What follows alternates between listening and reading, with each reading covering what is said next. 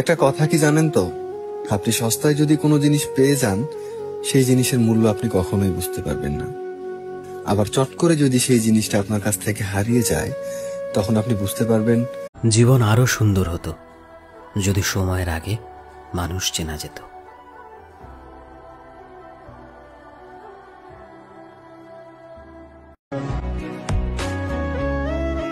হাজারো কষ্টের মাঝেও যে আমার হাসি থাকার কারণ, আমি তাকে দূর থেকেই দেখতে পাই, তবে তার কাছে যাওয়া বারণ।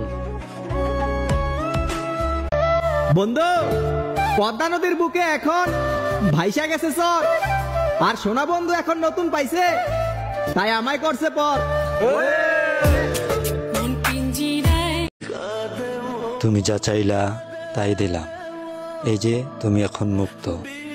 তুমি জিতেছ, তাই আমি হারি নাই। তুমি ছাইরা যাওয়ার পরও স্মৃতিগুলো ছাইরা যায়। আমি চলে যাওয়ার আগে তোমাকে কিছু কথা বলে যেতে চাই।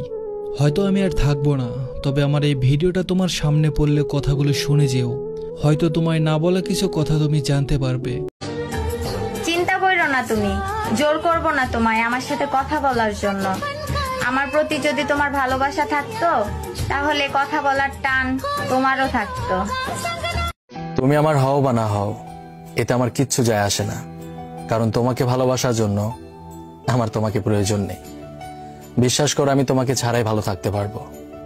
আর এটাও বিশ্বাস করো, ভাত খেতে বসে মুখে ভাত থাকাকালীন অবস্থায় চোখে জল চলে আসা আর ভাতের দানায় জল পড়া, সেই মুহূর্তে মুখের ভাতটুকু গিলতে না পারার মতো কষ্ট কয়জনই বাবু।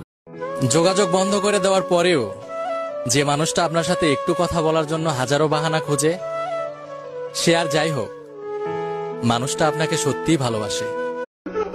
জানরে কি এমন মায়া লাগাইলি, তোর কথা মনে হলেই চোখে আসে পানি। তোমার আর আমার মধ্যে পার্থক্য কি জানো? আমি ঠিক ওই সময় তোমার হাত ধরেছিলাম যখন তোমার পাশে কেউ ছিল না, আর তুমি তোমার পাশে কাউকে পাওনি বিধায় ঠিক ওই সময় আমার হাত ধরেছিলে। চিন্তা নাই মেরি জান, আর ফিরবো না তোমার এই শহরে।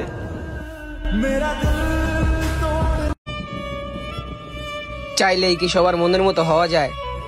আমাকে দেখো, আমি সবাইকে আপন ভাবি, অথচ দিন শেষে আমি একা। আল্লাহ একটা মন দিল, মনের মধ্যে সুখও দিল, দুঃখও দিল, কিন্তু বেঈমানদেরকে ভুলে থাকার জন্য কোনো উপায় দিল না।